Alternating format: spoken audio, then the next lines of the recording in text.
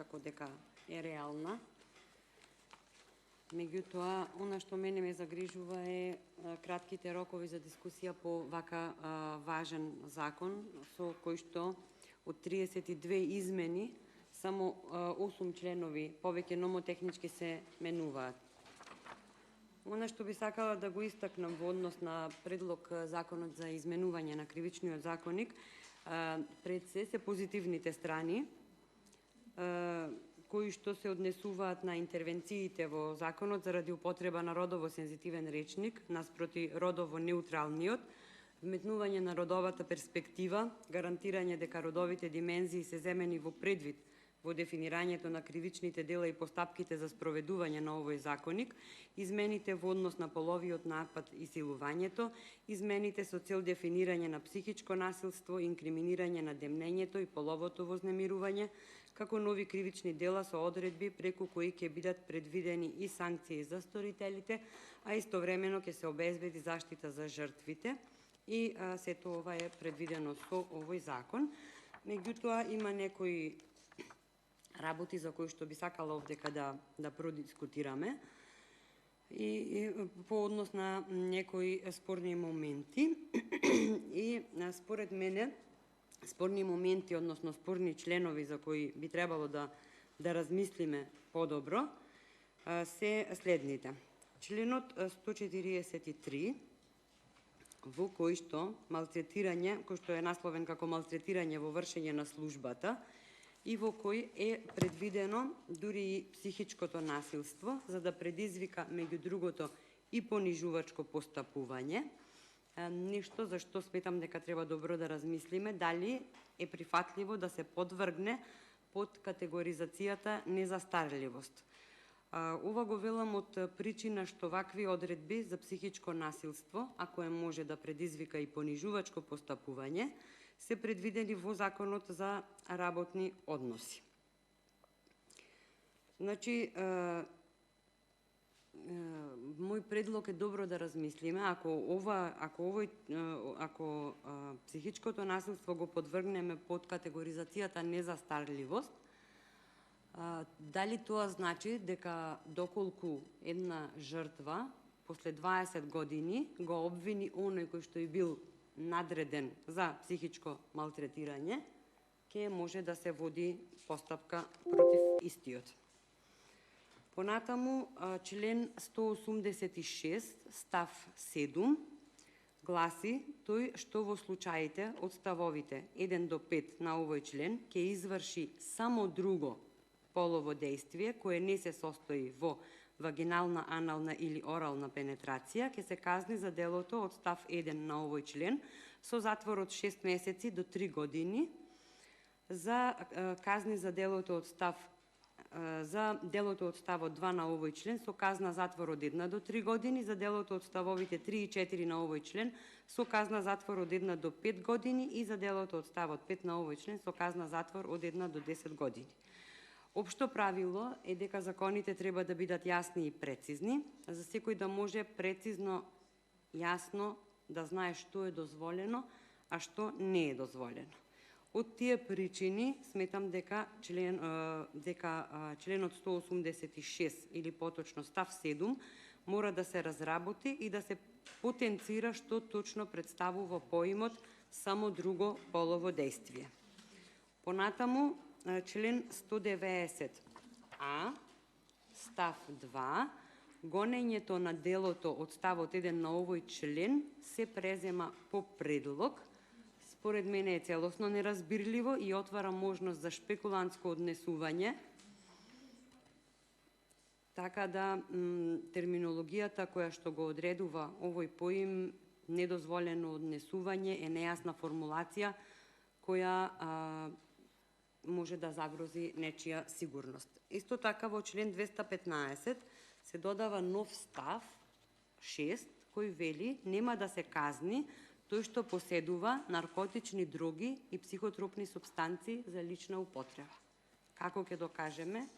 за што се користени наркотичните дроги и психотропните супстанции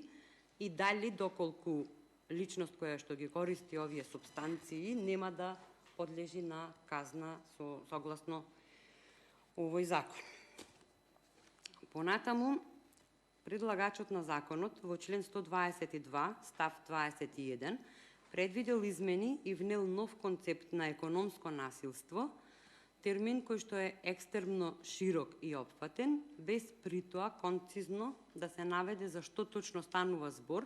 или пак под кои околности би се разгледувал истиот, освен тоа што го користи како додатно дефинирање на поимот семејно насилство. Дополнително објаснување нема. Предлагачот на законот мора да предвиди дополнителна дефиниција на терминот економско насилство од причина што постои опасност од правна заблуда и колизија на одредби од причини што кога станува збор за семејството и обврските на родителите, тие се опфатени во други казнени дела кои имаат за цел конкретно заштита на правата на децата во семејството и обврската на родителите за финансиско издржување до одредена возраст, како и општата обврска за грижа на децата. Сепак во поимот семејство се опфатени како брачните другари, така и децата, и недефинирањето на терминот економско насилство или давање на преопширна дефиниција на поимот може да ја загрози правната сигурност токму на оние на кои што им е најпотребна, од причина што при правна заблуда или колизија на одредби се ослабува можноста на судската власт и надлежните јавни обвинителства точно, јасно и прецизно да ги опишат фактичките состојби и да ги поврзат со битијата на казнените дела. Покрај тоа што намерата на предлагачот е добра, тој мора да предвиди прецизна покриеност на действијата со законот, за да се обезбеди усогласеност со најзначајното начело на кривичното право, начелото на законитост. Исто така, член 122, став 22, родово базираното насилство е ограничена дефиниција и со предложените измени предлагачот предвидел нов концепт на кривично дело, односно се обидел да ја прошири дефиницијата на жртва согласно член 122, став 22, предложил дополнение родово базирано насилство и ја дал класификацијата на жртви на родово базирано насилство како жени и девојчиња до 18 години. Ваквото дефинирање е проблематично од неколку аспекти. Подоцна ќе кажам во кои кривични дела се внесува квалификацијата на родово базирано насилство и опасноста си е да бидат прогласени како неуставни од причина што во диспозитивот содржат неуставни квалификации. Најпрвин, околу уставната основаност на самата квалификација, согласно Уставот како највисок правен акт во државата и како врховен постулат во правната хиерархија, сите останати хиерархиски подредени прописи, закони и подзаконски акти,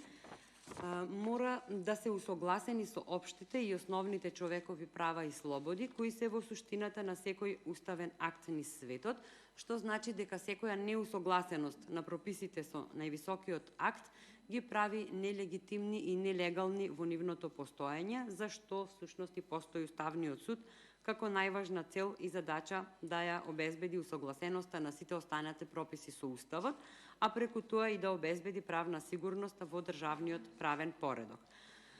Имено, согласно Уставот, член 54 став 3,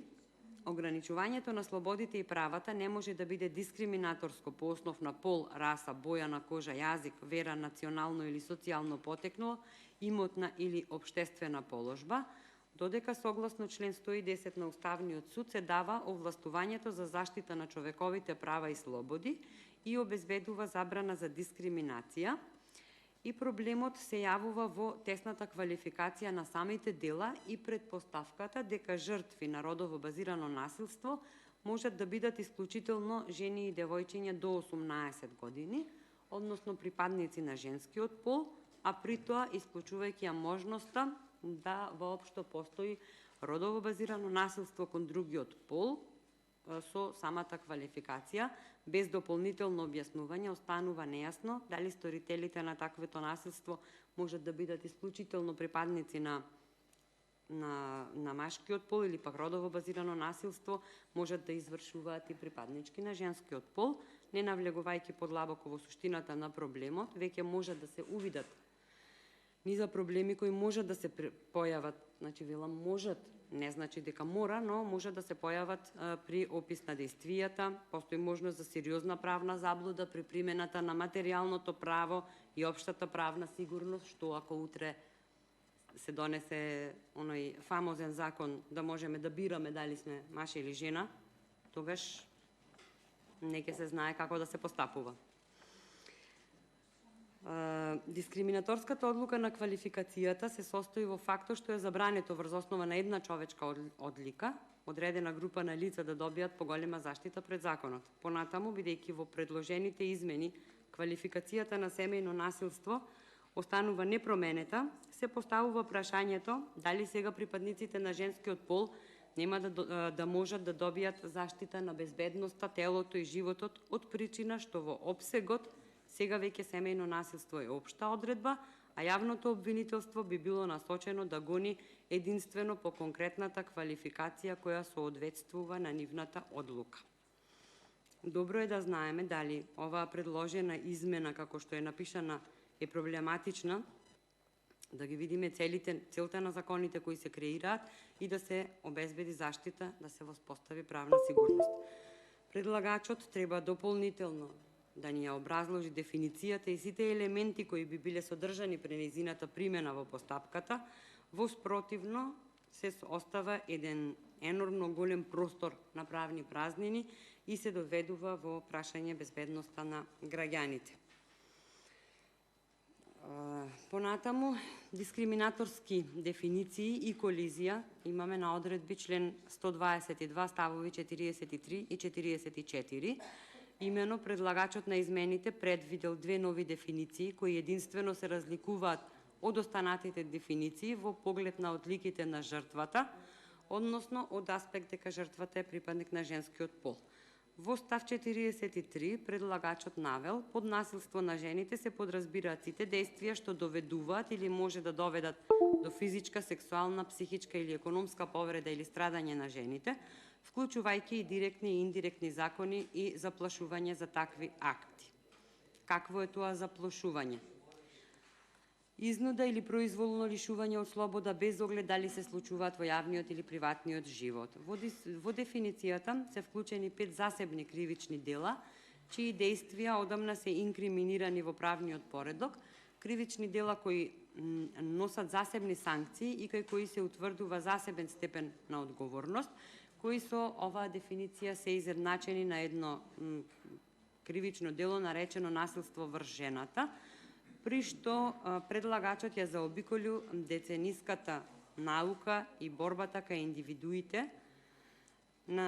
низ историјата на човештвото, која што ја претрпеле за да се изборат за правата на жените, за сега да може сето тоа да биде едноставно класифицирано како едно дело кое во праксата ќе мора различно да се применува, од проста причина што би постојала карактеристична одлика на тие жртви кои не би можеле веќе да бараат заштита под другите одредби на законот, затоа што нема да соодветствува на битието на кривичното дело и повторно се доведува во прашање правната сигурност на жртвите на кривичните дела, кои не би биле сигурни доколку заради лексиконска грешка не бидат во можност да ја видат правдата. Крајно несериозно е на брзина да се дискутира за вака обсежен закон и крајно несериозно од страна на предлагачот е со една толку кратка дескрипција на потребата за донесување на овој закон, затоа што ако не сме ја сватиле реалната импликација на примената на овие дефиниции, се ќе ни биде залудно. Став 44 пак е чиста дискриминација, каде што предлагачот на измените, припадниците на женскиот род, ги квалификува како помалку физички издржливи, помалку психички способни, повеќе ранливи и повеќе економски зависни од останатите чинители на општеството, и сметал дека има потреба во посебна категорија на заштита да ги вметне сите припадници на тој род. Придружено на крајната неуставност на одредбите, низ целиот текст на дефинициите се провлекуваат колизии на одредби. Член 123 став 2 точка 2 е одредба која содржи неуставни елементи и мислам дека постои опасност да биде прогласена како неуставна. Предлагачот во член 125 предвидел измени во делот на доквалификување на битието на кривичното дело убиство на МИГ, при што зголемена е казната на максимум 8 години од 5.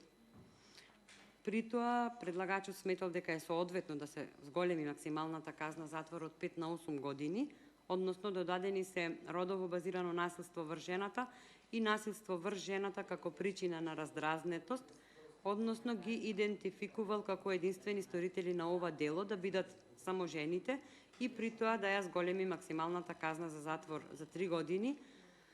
И овдека сметам дека нејасен е мотивот на предлагачот и нејасно е што е конкретно би било предмет на заштита со овие одредби. Новото кривично дело, усакатување на женски полови органи, представува ограничување во заштитата на правата и слободите на човекот и не знам колку е добро тоа да биде законска одредба.